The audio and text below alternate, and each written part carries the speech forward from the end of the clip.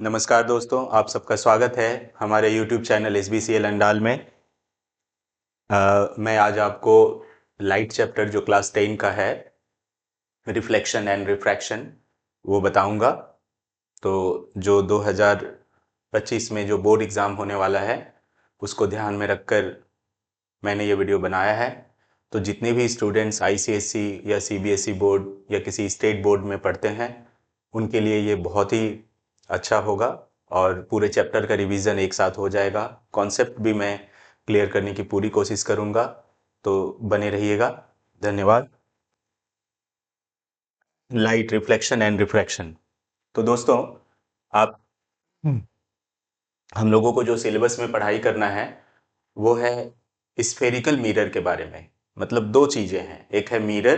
Plane mirror तो normal है, उसमें कोई किसी तरह का चूंकि इमेज में चेंज नहीं आता है।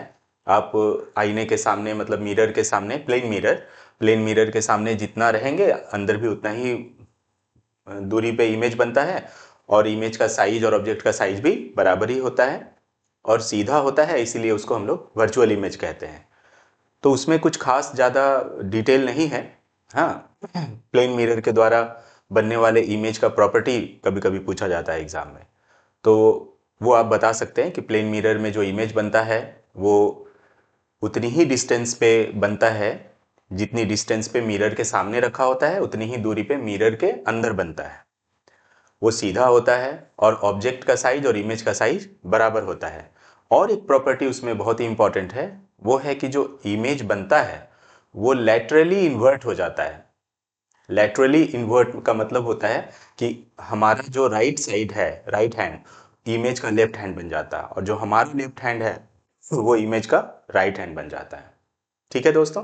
तो आइए हम लोग स्पेशली जो है वो स्फेरिकल मिरर के बारे में पढ़ते हैं, जिसमें दो मिरर है, एक कॉनकेव मिरर और दूसरा कॉन्वेक्स मिरर। कॉनकेव मिरर में जो मिरर कैसे बनता है दोस्तों, तो एक पतला कांच का जो है, एकदम पतला, जैसे सर्कल का सरकमफेरेंस होता है ना, वैसा होता है पतला कांच, बहुत ही थिन होता है। और उसमें से हम लोग छोटा सा टुकड़ा जो है वो काट लेते हैं। ठीक है, ये आपको ध्यान रखना है कि हम लोग क्या करते हैं, एक छोटा सा टुकड़ा को हम लोग यहाँ से काट लेते हैं। जैसे मान लीजिए ये हमने यहाँ से काट लिया, ये वाला हिस्सा। तो ये जो हिस्सा आपको दिख रहा है, यही हमारा कॉनकेव मिरर है। और इस कॉनकेव मिरर का ये जो लेंथ है यहाँ से ये तक, ये जो है, ये वाला पार्ट, इसको एपार्चर कहते हैं, कि इसका एपार्चर कितना बड़ा है या छोटा है वो। और ये जो आपको इस तरह से दिख रहा है, ये है कि उसका पीछे का जो हिस्सा है वो पेंट किया हुआ है। वो किसी न किसी ये से, खास करके जो किया जाता है वो ग्लूकोज का पेंटिंग किया जाता है, तो ग्लूकोज से जो है उसको पेंट किया हुआ है। ठीक है, इसका मतलब इसका रिफ्लेक्टिंग सरफेस ये वाला है सामने। ठीक है दोस्तों। और चूंकि आप अगर गौर करें तो पता चलेगा कि ये जो एपार्चर है, ये एपार्चर एक सर्कल का छोटा सा हिस्सा है। मतलब आप कह सकते हैं कि ये एक आर्क है। आपने जियोमेट्री में पढ़ा होगा कि आर्क है, छोटा सा आर्क है ये। लेकिन ये आर्क तो किसी न किसी एक सर्कल का पार्ट है ना। तो ये जो सेंटर है जिसका ये पार्ट है, इसको हम लोग सेंटर ऑफ कर्वेचर कहते हैं। सेंटर ऑफ कर्वेचर क्यों? कर्व का मतलब होता है ये, इस कर्व का ये सेंटर है। इसीलिए आपको समझने के लिए नाम भी उसी तरह का रखा गया है, ताकि स्टूडेंट को दिक्कत ना हो।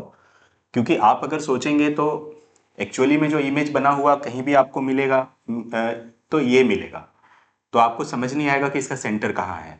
तो इसीलिए ये है सेंटर ऑफ कर्वेचर। मतलब ये जो कर्व है, इस कर्व का ये सेंटर है ना। हाइपोथेटिकल आप एक सर्कल बना लेंगे और ये इसका सेंटर है, तो इसको सेंटर ऑफ कर्वेचर कहा जाता है। और ये जो सेंटर है, और यहाँ पर जो एक पॉइंट है जिससे कि एक स्ट्रेट लाइन सेंटर और इसको कट करती है, ये बिल्कुल परपेंडिकुलर होता है 90 डिग्री पे। आपको पता होगा कि जो लाइन बस करती है उसको रेडियस कहते हैं। तो इसीलिए ये रेडियस ऑफ कर्वेचर है, यानी कि इस कर्व का रेडियस है। आप इसको रेडियस ऑफ द सर्कल भी बोल सकते हैं, लेकिन हम लोग तो पूरा सर्कल लेके डील नहीं करते हैं, हम लोग एक छोटा सा उसका आर्क को लेकर डील करते हैं। इसीलिए आप इसको रेडियस ऑफ कर्वेचर भी कह सकते हैं।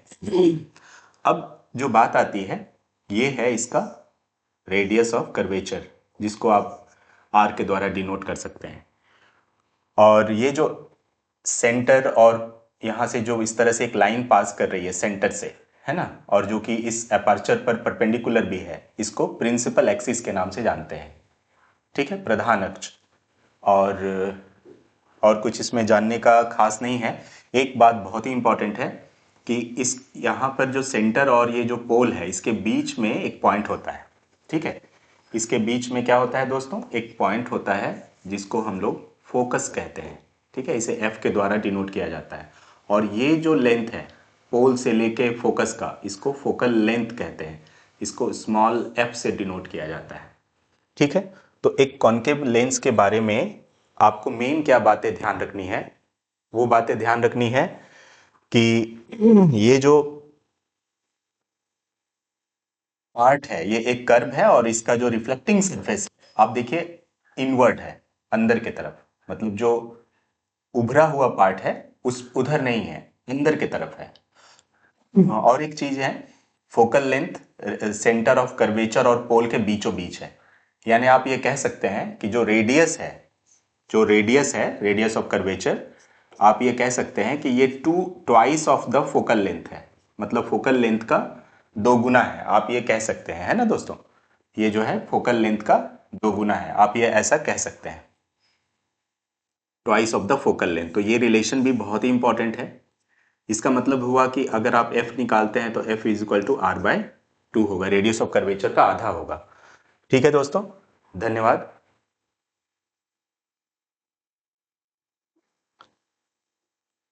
तो अब मैं इस पर एनोटेट करके एक बार देखता हूं होता है या नहीं। यहाँ पर आप देख सकते हैं कि अब हम आपको कॉन्वेक्स मिरर बता रहे हैं।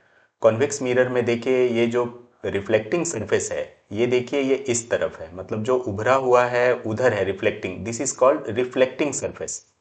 और जो इस तरह से किया हुआ है वो तो पेंट किया हुआ है, वो बैक साइड है, मतलब जो मिरर है उसका ये बैक साइड है।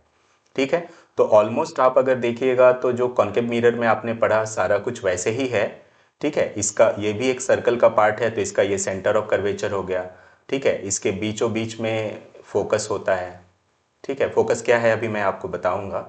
फोकस है, और ये जो है पूरा जो डिस्टेंस है सेंटर से लेके पोल तक का, ये रेडियस ऑफ कर्वेचर है जिसे आर कहते हैं। और ये जो रेडियस ऑफ कर्वेचर है और ये जो फोकल लेंथ है, ये इसको हम लोग क्या कहते हैं, फोकल लेंथ। यहाँ भी वही रिलेशन है, are is equal to 2f है। ठीक है, are is equal to 2f है, आप देख सकते हैं। ठीक है, तो इस तरह से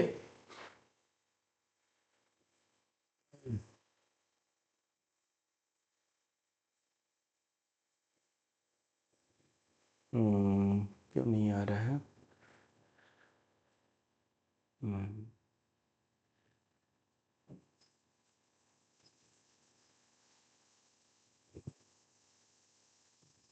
हम्म, हम्म। तो आप देख सकते हैं कि ये जो है ये आपका r is equal to twice of the focal length है। सिमिलरली आप ये भी देख सकते हैं कि यहाँ भी सेंटर और इस पोल से होकर के एक लाइन गुजर रही है, इस लाइन को हम लोग प्रिंसिपल एक्सिस बोलते हैं। ठीक है, तो रेडियस ऑफ कर्वेचर, यहाँ पर मेनली आपको ये डिफरेंशिएट करना है कि जो कॉन्केव लेंस होता है वो देखिए इसका रिफ्लेक्टिंग सरफेस इस तरह का है, मतलब अंदर के तरफ, और जो कॉन्वेक्स लेंस होता है उसका रिफ्लेक्टिंग सरफेस इधर की तरफ है। तो ये ध्यान रखिएगा, ये काफ़ी हेल्प करेगा आपको। नेक्स्ट आप देखिए कि जो कॉन्वेक्स मिरर होता है उसमें किस तरह का रिफ्लेक्शन होता है। तो जो कॉन्वेक्स मिरर होता है उसमें जो रे ऑफ लाइट पैरेलल, आप जानते हैं कि ये जो रे ऑफ लाइट है ये किसी न किसी सोर्स से आ रही होगी। तो वो जो सोर्स से लाइटें आती हैं, खास करके जो इन्फिनिटी से आती हैं, तो वो आपस में पैरेलल होती हैं और स्ट्रेट लाइन में चलती है। तो ये स्ट्रेट लाइन में है, आप देख सकते हैं सारा स्ट्रेट लाइन है और पैरेलल लाइंस है। और जब ये इस कॉन्वेक्स मिरर के ऊपर पड़ता है तो ये according to the principle of reflection, ये क्या होता है कि एंगल ऑफ इंसिडेंस और एंगल ऑफ रिफ्लेक्शन बराबर होता है। तो ये कुछ इस तरह से आप यहाँ पर दिखा सकते हैं। इतना डिटेल बुक्स वगैरह में नहीं होता, मगर मैं आपको बताना चाहूँगा। कि यहाँ पर जो एंगल ऑफ इंसिडेंस है इसको आई कहते हैं, और ये जो एंगल ऑफ रिफ्लेक्शन है इसको हम लोग आर कहते हैं।